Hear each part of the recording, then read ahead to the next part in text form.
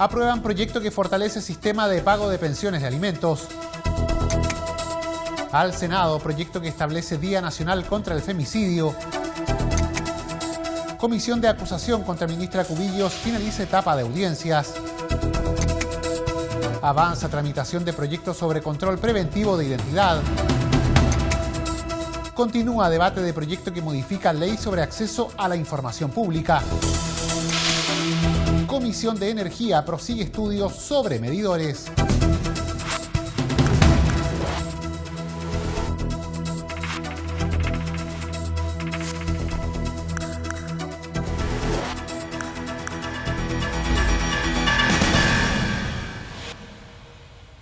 ¿Qué tal? ¿Cómo están? Sean bienvenidos a una nueva edición de Frecuencia Legislativa. Nos reunimos para revisar las principales noticias, los hechos que han ocurrido en las últimas horas aquí en la Cámara de Diputados. Partimos contándoles que se aprobó el proyecto que fortalece el sistema de pago de pensiones de alimentos.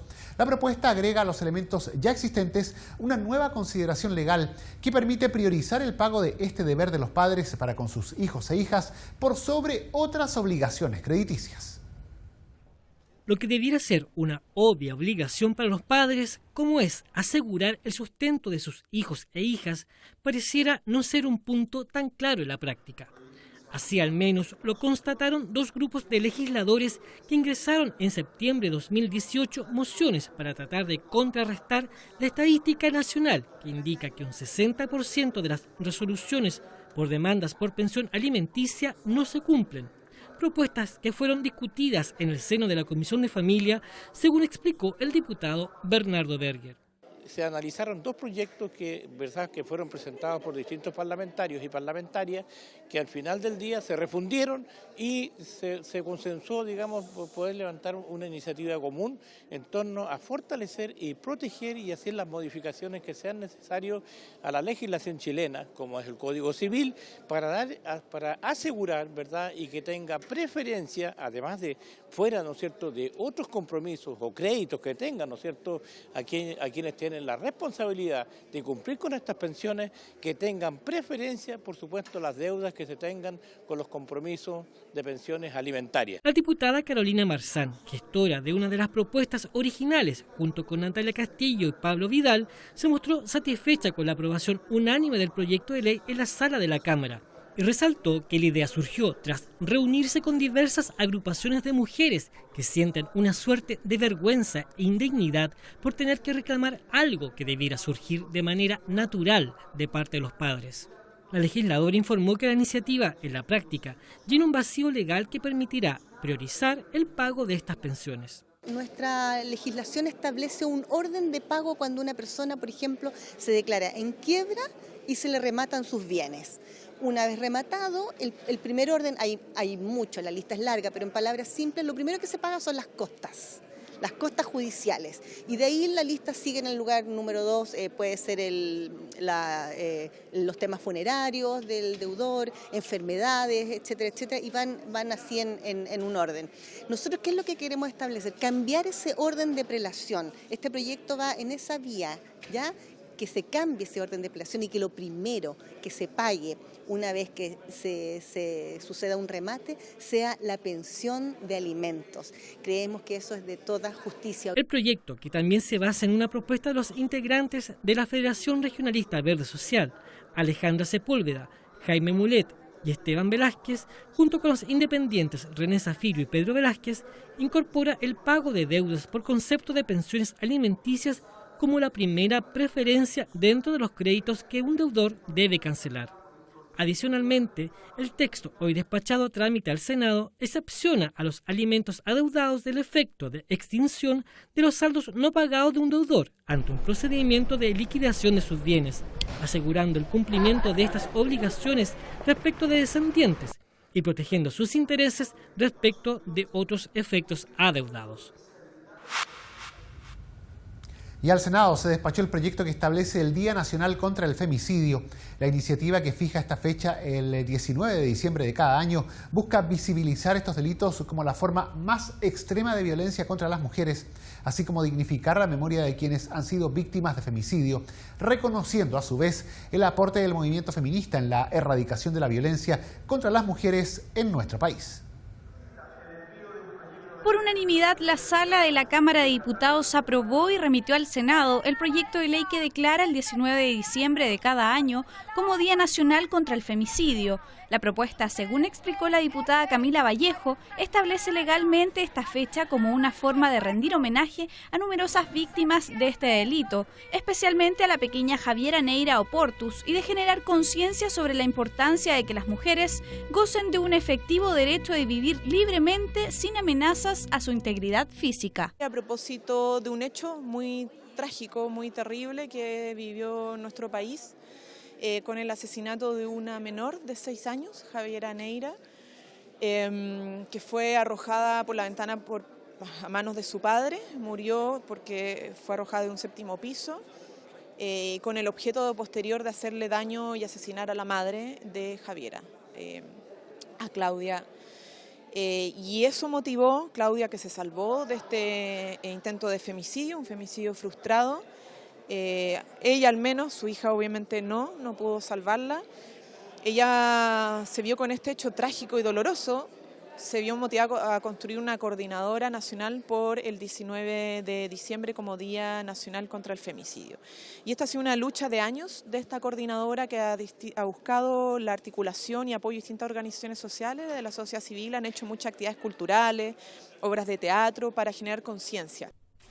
La iniciativa, cuyo informe fue rendido por la diputada Loreto Carvajal, agrega que los establecimientos educacionales, las organizaciones sociales y de la sociedad civil podrán realizar actos y actividades conmemorativas en esta fecha, contribuyendo especialmente a prevenir y erradicar toda violencia contra las mujeres, como una forma de reparación digna para quienes han sido víctimas de femicidio. Yo soy autora justamente de este proyecto porque recogimos la necesidad también de muchas mujeres y en particular de la familia y la coordinadora 19 de diciembre que ha estado trabajando sobre la concientización de lo que es el femicidio. Nos parecía importante, como integrantes también de la Comisión de Mujeres, decir que nosotros muchas veces como sociedad y como también, ¿por qué no decirlo?, la institucionalidad no ha hecho el punto suficiente respecto a la necesidad que hay hoy día de evitar el asesinato de mujeres por el solo hecho de ser mujer. Tenemos a la fecha 35 mujeres asesinadas. Y la verdad que el femicidio aún no está integrado dentro de la lista de los delitos de más alta connotación social, algo que pareciera ser insólito. Y la verdad que la violencia de género, el femicidio, son delitos de alta connotación social. Puede ser una acción muy, a lo mejor, secundaria, pero es necesario detenerse un día, crear conciencia, ojalá nacional, que vaya avanzando para entender qué es el femicidio.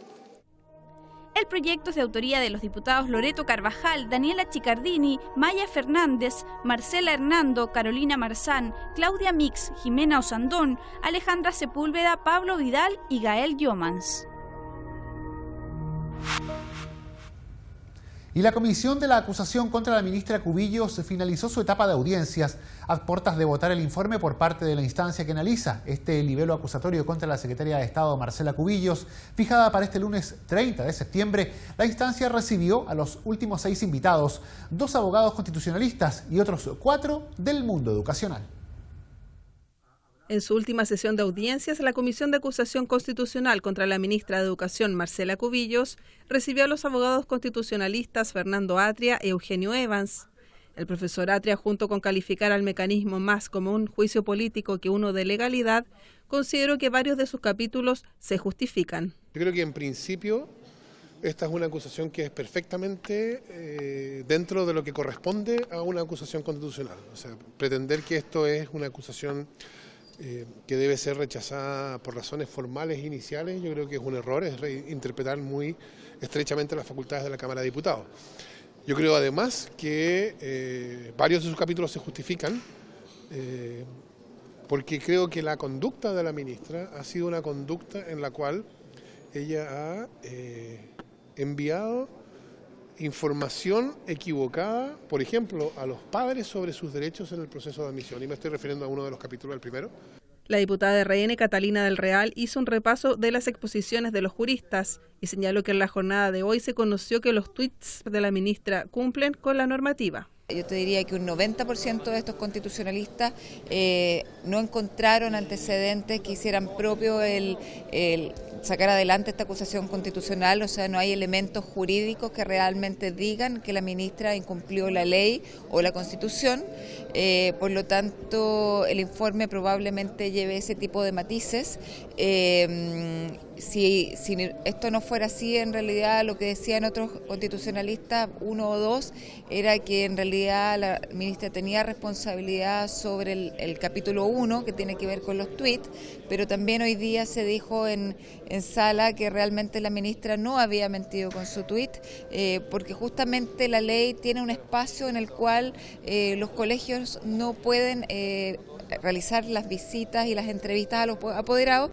Por su parte, el presidente de la Asociación de Funcionarios del Servicio Local de Educación de Barrancas, Ignacio Cáceres, consideró que existe un retraso en la instalación e implementación de la nueva ley de educación pública.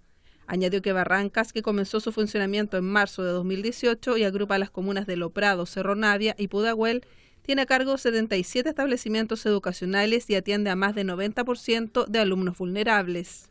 Por lo que la demora en nombrar al director titular y entregar recursos para infraestructura que recién llegaron en junio de este año afecta a las y los niños y jóvenes más pobres, que por ejemplo en algunos casos no tuvieron acceso a los baños. Claramente la entrega de los recursos fue tardía, no teníamos director ejecutivo en su proceso y quien debía, para nuestro entender, por una situación jerárquica, establecer esta situación era y es indudablemente la ministra de Educación, dado que lo que planteamos que con la nueva educación pública no es solamente crear los servicios locales, sino que se crea un sistema de educación. Dentro de este sistema el Ministerio de Educación es un órgano importantísimo y por lo tanto no es que el servicio local haga lo que quiera, sino que es el Ministerio el que debe supervigilar el proceso de instalación de los servicios locales. Por eso la ministra tiene que rendir cuenta ante ambas comisiones de educación del Senado y la Cámara una vez al año, porque ella es responsable del proceso de instalación. En tanto, la diputada del Frente Amplio, Maite Orsini, planteó que la acusación tiene fundamentos y que le compete a la Cámara revisar la cuestión previa. Respecto a la participación de representantes del mundo educacional en la comisión, resaltó la importancia de ver las consecuencias del retraso en la implementación de las leyes. Es tremendamente importante que más allá de los fundamentos jurídicos, más allá de la doctrina, más allá de la jurisprudencia, más allá de la teoría, podamos ver los efectos reales en la vida de las personas, de las infracciones de las leyes que acá se han señalado. Y ese impacto es sustancial. Se han hablado de niños, de cientos de niños que por un año no han podido acceder a un baño y que no han podido ir al baño durante horas. Quizás, no sé cómo lo habrán hecho, pero quizás han tenido que hacer sus necesidades en el suelo.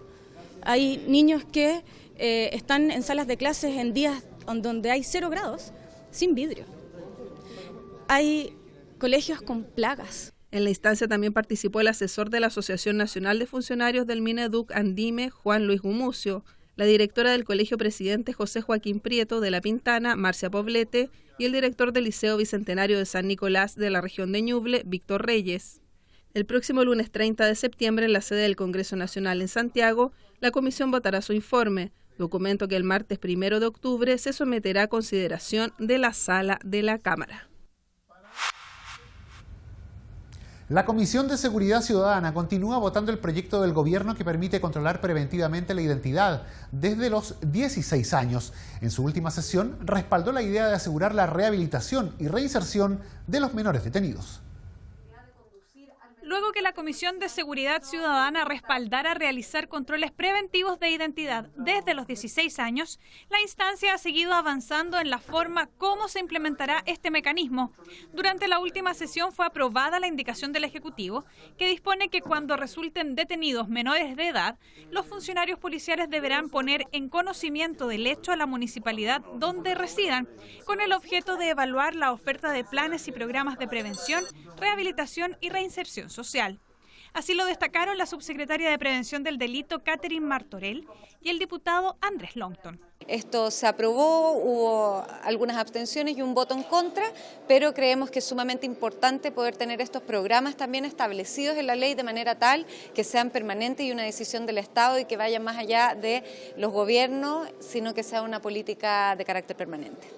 cuando se proceda a una detención de un menor porque tiene una orden de detención pendiente o está presto a cometer un delito, se va a generar algún tipo de convenio de acuerdo a la ley, principalmente a través del programa Vínculos, con la municipalidad para informarle, dar el catastro de estos jóvenes para poder llegar a tiempo y poder reinsertarlos, someterlo a un programa de rehabilitación y reinserción y que no quede a la deriva. Por otro lado, la instancia rechazó una indicación presentada por la diputada Andrea Parra, que pretendía eliminar del proyecto la posibilidad de que las policías puedan realizar un registro superficial de las vestimentas o solicitar la apertura de bolsos para una inspección ocular. Eso nos transformaría en una norma única, un país único que permite registrar a las personas sin motivo alguno.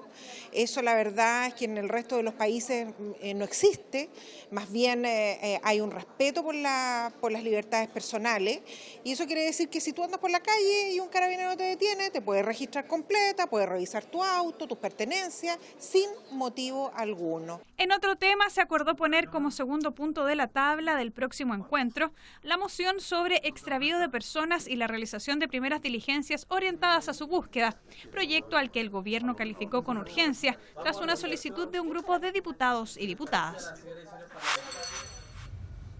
Y prosigue el debate del proyecto que modifica la ley sobre acceso a la información pública. Con la presencia del ministro secretario general de la Presidencia, Gonzalo Blumel, la Comisión de Constitución desarrolló el debate de esta iniciativa. Sin embargo, hubo dudas de parte de los legisladores respecto a crear un comité consultivo. La propuesta plantea modificar distintos cuerpos legales en orden a fortalecer y aumentar los estándares de transparencia en el ejercicio de la función pública. En ese plano se propone aumentar los sujetos obligados a entregar información por la Ley de Transparencia, para lo cual se crean direcciones de transparencia en los órganos autónomos constitucionales con el objeto de velar por el cumplimiento del mencionado principio, como también del derecho de acceso a la información pública. En la jornada los parlamentarios avanzaron en la votación en particular. Sin embargo, hubo reparos a la norma que crea un comité consultivo, punto que explicó el diputado René Zafirio. Hay una norma que estamos discutiendo ahora que crea un comité consultivo que está integrado precisamente por los órganos que son objeto de fiscalización y control por el Consejo de Transparencia, como un órgano coordinador externo representando a todos los órganos, a todas las autonomías constitucionales, con Cámara de Diputados, Senado, Poder Judicial, en fin, Fiscalía Nacional, en fin. Entonces lo que nosotros cuestionamos es lo siguiente: no puede haber un órgano consultivo integrado por representantes de los mismos organismos que son autonomías constitucionales que tienen que responder frente al Consejo de Transparencia, porque eso le resta absoluta autonomía al Consejo de Transparencia. El diputado Tomás Hirsch subrayó el ánimo transversal de la Comisión por sacar adelante la normativa. No obstante, consideró que el Consejo Superior es una instancia que afecta justamente la transparencia. La verdad es que nosotros consideramos que es una instancia que afecta justamente la transparencia y la autonomía que tiene que haber en esta materia, porque es un consejo que de algún modo se superpone por sobre el Consejo de la Transparencia, que tiene un rol subsidiario en su interior, pero además en el que participan los incumbentes, aquellos que tienen que ser fiscalizados o controlados por su mecanismo de transparencia. Que ellos estén en esta comisión nos parece muy inadecuado y no es lo que conversamos en su momento con las Express. Por lo tanto, afortunadamente no lo votamos ahora. Yo fui el que planteé que me parecía absolutamente inadecuado que estuviéramos en un gallito por una mayoría circunstancial cuando hemos trabajado también todos juntos.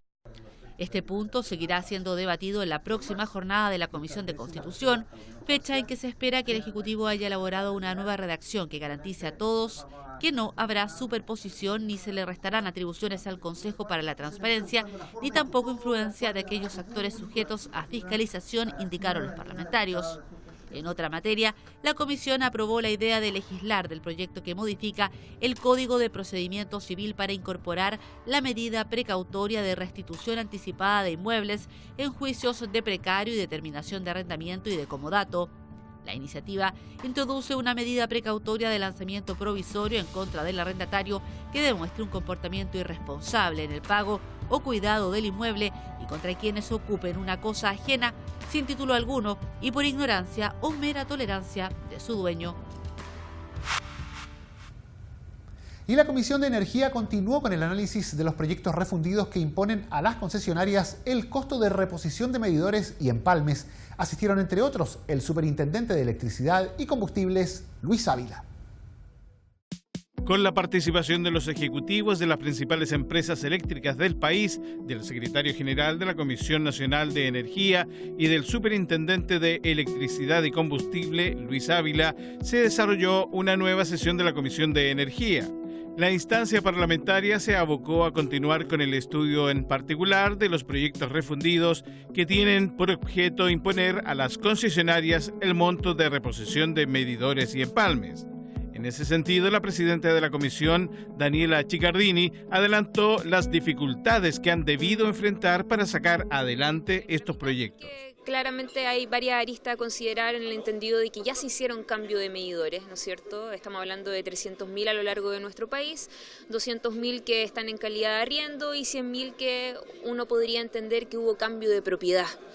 Y esa es justamente la discusión que se ha generado dentro de la comisión. Hoy día también tuvimos la presencia del superintendente de Electricidad y Combustible, además también el secretario general de la CNE, el cual señalaba una vez más de que efectivamente hubo cambio de medidores, pero cumpliendo ciertas normas técnicas, que lo que es la calibración de medida, lo que es seguridad. La diputada agregó que la situación se complicó aún más debido a la aparición de un nuevo anexo de tipo técnico que no estaba contemplado originalmente. Nosotros logramos detectar en la comisión investigadora de medidores inteligentes, en donde existía un anexo técnico que no estaba vigente y que recién apareció hace un mes atrás, y eso dice relación con que los medidores que se hicieron, que se cambiaron, no cumplen con la interoperabilidad. En estricto rigor no se consideran medidores inteligentes. Y ese es el meollo de la discusión, ese es el foco que le hemos querido dar también para tener prudencia al momento de hacer una vez más la modificación legal. En esa misma línea, el diputado Sergio Gaona dijo que también se discute la ley sobre propiedad de los medidores. De acuerdo a la ley, esos medidores que antes eran propiedad de los usuarios, hoy día son propiedad de la empresa. Por lo tanto, cualquier modificación que hagamos pasa para hacer una expropiación. Y es lo que estamos ahí tratando de discutir, de cómo evitamos hacer esa expropiación y que efectivamente retrotraer la situación hasta antes de la ley 21076, de tal manera de que aquellos propietarios o usuarios que eran dueños de sus medidores mantengan la propiedad de sus medidores, y aquellos medidores que eran propiedad de las empresas y que se pagaba arriendo, se mantenga esa situación. Según informó la instancia, la próxima semana se estaría despachando esta materia, sin descartar que el Ejecutivo pueda enviar una indicación. Y de esta forma llegamos al final de la presente edición de Frecuencia Legislativa. Agradecemos su compañía y les recordamos que todas estas noticias están disponibles para descarga en el www.cámara.cl en sus diferentes formatos audiovisuales. Gracias por sintonizarnos. Siga junto a Cámara de Diputados Televisión.